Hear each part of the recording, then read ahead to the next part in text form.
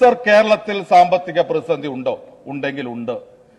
കേരളത്തിൽ കേന്ദ്ര ഗവൺമെന്റിന്റെ നയങ്ങൾ കൊണ്ട് സാമ്പത്തിക പ്രതിസന്ധി ഉണ്ടെങ്കിൽ ഉണ്ട്, ഇല്ലെങ്കിൽ ഇല്ല എന്ന് അങ്ങ് പറയുമോ? അങ്ങയുടെ മറുപടി കേട്ട് കഴിഞ്ഞാൽ ഉണ്ട് എന്നും ഇല്ല എന്നില്ല പറയില്ല, പക്ഷെ ഉണ്ടില്ല എന്ന് പറയും. ഉണ്ടില്ല എന്നുള്ള മറുപടി അല്ല വേണ്ടത്. കേരളത്തിൽ സാമ്പത്തിക പ്രതിസന്ധി ഉണ്ടെങ്കിൽ അത് നേരിട്ട് പറയാൻ അങ്ങ് തയ്യാറാണ്.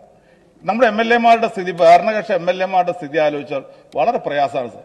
എല്ലാവരും ധരിക്കും ഈ ഗവൺമെന്റ് കൊണ്ട് ഏറ്റവും പ്രയാസം അനുഭവിക്കുന്നത് കേരളത്തിലെ ജനങ്ങളാണ്. അല്ല സർ, ഈ MLA-മാരാണ്.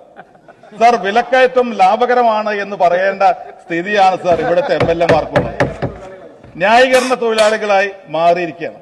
യാഥാർത്ഥ്യ ബോധം എന്താണ്? യാഥാർത്ഥ്യ ബോധത്തോട് കാര്യങ്ങൾ കാണാം. നിങ്ങൾ വീട്ടിൽ പോയി നിങ്ങളൊന്ന് അന്വേഷിക്കണം എന്താണ് ഇവിടുത്തെ വിലക്കയറ്റം എന്നുള്ളതിനെ കുറിച്ച്. സർ, നിങ്ങൾ പറഞ്ഞില്ല ഈ ഓണത്തെക്കുറിച്ച്. ഓണം വളരെ ആഘോഷത്തോടു കൂടി കൊണ്ടുവരുന്നു, ഒരു വിലക്കയറ്റം ഉണ്ടായിരുന്നില്ല സർ. ഞാൻ പത്രവാർത്ത ഇവിടെയുണ്ട്. ഓണം കഴിഞ്ഞ് ഈ മാസം ഏറ്റവും ലേറ്റസ്റ്റ് കണക്ക് ഇന്ത്യയിൽ ഏറ്റവും കൂടുതൽ വിലക്കയറ്റമുള്ള സംസ്ഥാനം കേരളമാണ് എന്നാണ് സർ പറഞ്ഞിരിക്കുന്നത്.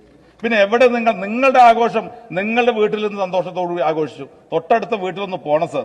അവരനുഭവിച്ച പ്രയാസം, വിലക്കയറ്റം കൊണ്ട് അവരനുഭവിച്ച ബുദ്ധിമുട്ടുകൾ എന്താണ് എന്ന് നിങ്ങളൊന്ന് മനസ്സിലാക്കണം.